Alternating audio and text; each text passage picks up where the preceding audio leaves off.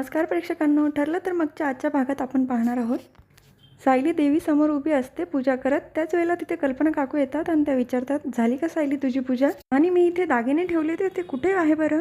तर सायली त्यांना दागिने दाखवते. कल्पना काकू म्हणतात, तू असली ना सायली तर मला कसलंच टेन्शन नसतं. सगळं अगदी व्यवस्थित करते बघ तू.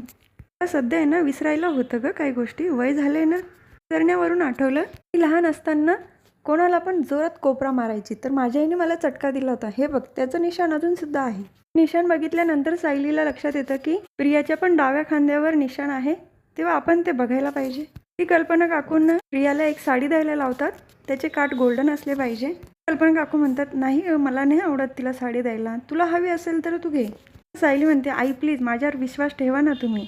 आजच्या दिवस फक्त तिला साडी द्या. पण तिच्याकडे गोल्डन कलरचं ब्लाऊज आहे, पण ते स्लीवलेस आहे.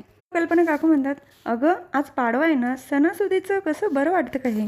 सायली म्हणते, आपण घरातलेच आहोत ना आई, कोण बघणार आहे? आणि तिला असंही सांगा की तुमची काहीच हरकत नाही, स्लीवलेस ब्लाऊज घातलं तरी पण चालेल. कल्पना काकू म्हणतात, सायली तू जे जे सांगते आम्ही ते सगळं करतो, पण तुमचा प्लॅन नेमका काय आहे सांगशील का मला? तेव्हा सायली म्हणते, आई मी नक्की सांगेल, पण वेळ आल्यानंतर. प्लीज एवढं करा ना. अश्विन आणि अर्जुन दारासाठी तोरण बनवत असतात. अर्जुनला तर काही जमत नाही, पण अश्विनने छान बनवलेलं असतं. त्याच वेळेला तिथे प्रिया येते आणि म्हणते, आई मला लवकर उठायचं होतं पण उशीर झाला. सगळी कामं झालीत का, काही बाकी आहे? कल्पना काकू म्हणतात, हो आहे ना. पूजेसाठी निंबाचा पाला लागेल, तो घेऊन ये. साखरेच्या गाठी पण बनव, हां नैवेद्यासाठी लागेल. प्रिया म्हणते, आई मी साखरेच्या गाठी पण मला येत नाही. तर कल्पना काकू म्हणतात, तुला विमल सांगेल, हां त्या पद्धतीने तू कर.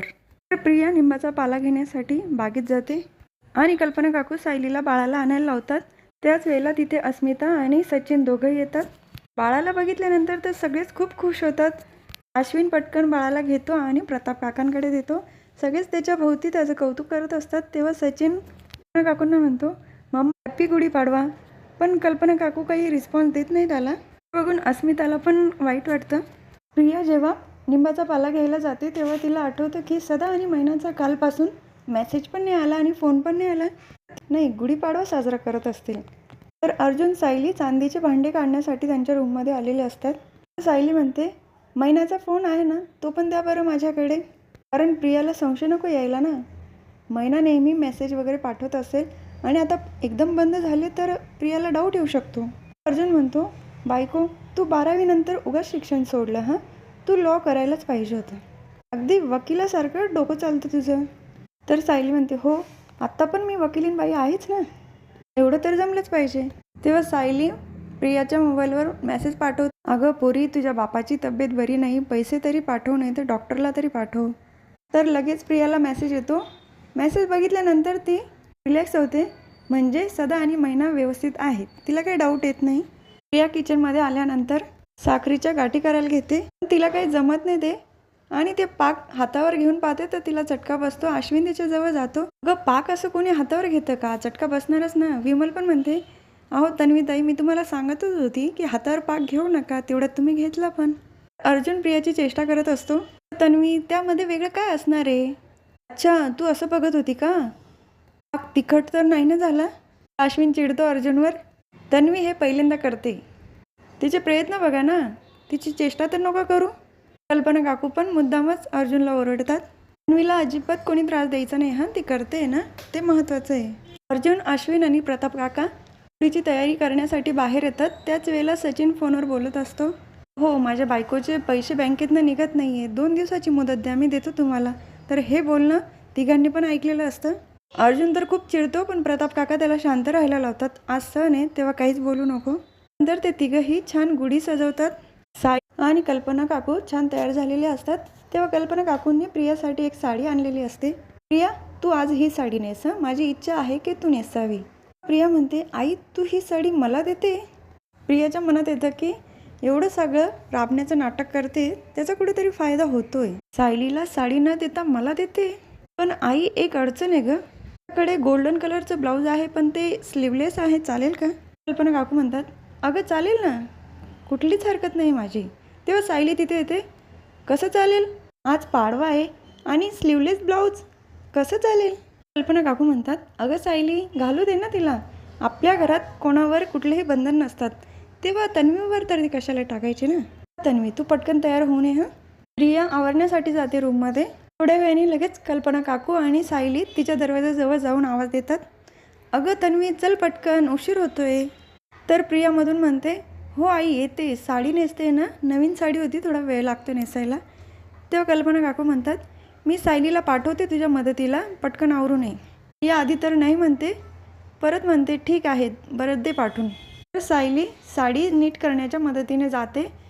वेळेला ती प्रियाच्या डाव्या खांद्यावरचं निशाण बघते तर तिथे जळालेचं निशाण असतं. मनातच म्हणते, प्रिया मला हेच बघायचं होतं. शांताबाई आणि वंदना जाधव खरं बोलत होत्या. एवढा पुरावा काफी तू बबली लोखंडे असण्याचा. तिथून निघून जाते. बाहेर आल्यानंतर अर्जुनला पण सांगते, प्रियाच्या डाव्या खांद्यावर जळाल्याचं निशाण आहे.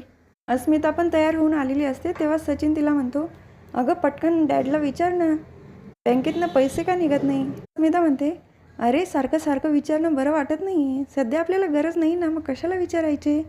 आणि आज पाडवा आहे, कुठली बँक उघडी असणार आहे. सचिन म्हणतो, तिथल्या मॅनेजरशी डॅडची ओळख आहे ना, म्हणून तर त्यांनी हे सगळं अकाउंट बंद केलं आहे. तुला माझी मदत नाही ना करायची. रागाने तिथून बाहेर निघून जातो. तर अस्मिताला रडू येतं, सचिन असा का वागत असेल. तर प्रिया बाहेर तयार होऊन येते आणि कल्पना काकूंना म्हणते, आई हे बघ तू दिलेली साडी मी नेसली, कशी दिसते. तेव्हा कल्पना काकू म्हणतात, अगं खूप छान दिसते तू. अश्विन म्हणतो, तू साडीमध्ये छान दिसते, हा कलर तर खूप उठून दिसतोय, पण हेच ब्लाऊज घालायचं होतं का. तेव्हा प्रिया म्हणते, अरे आईने परमिशन दिली मला. तेव्हा अश्विन म्हणतो, बरं मग ठीक आहे, काय हरकत नाही. सायली म्हणते, अगं प्रिया पण पदर कसा घेतला आहे, थांब मी नीट करते. पदर नीट करण्याच्या बहाण्याने ते जळाल्याचं निशाण अर्जुनला पण दाखवते. तर हा भाग इथे संपतो. पुढील भागात बघायला मिळतं की अर्जुन सदा मैनाकडे गेलेला असतो. तेव्हा मैना म्हणते, काय रे अर्जुन एकटाच आला, तुझी बायको नाही आली. तेव्हा अर्जुन म्हणतो, तुमच्या बबलीचा खरा चेहरा दाखवायचा ना, त्याचीच तयारी करते. सायलीने व्हिडिओ कॉल केलेला असतो. प्रियाच्या रूमचा थोडा दरवाजा उघडून तिथून प्रियाचं बोलणं ऐकवते. प्रिया तो मेसेज वाचत असते, तुझ्या बापाची तब्येत बरी नाही आहे, लवकर पैसे पाठव नाही तर डॉक्टर पाठव. सदा गचकला तरी मला काय फरक पडणार आहे, आणि त्याच्या मागे ती महिना गेली तर मग बरंच होईल, नाहीतर उद्या हे दोघं माझा गळा दाबतील. त्याचं हे बोलणं ऐकून सदा महिन्याला खूप वाईट वाटतं. तर हा भाग इथेच संपतो. उद्या पुन्हा भेटूया, ठरलं तर मगच्या पुढच्या व्हिडिओमध्ये. तोपर्यंत माझ्या व्हिडिओला लाईक करा, शेअर करा, सबस्क्राईब करा, बेल आयकॉन दाबायला विसरू नका. Tata bye and take care.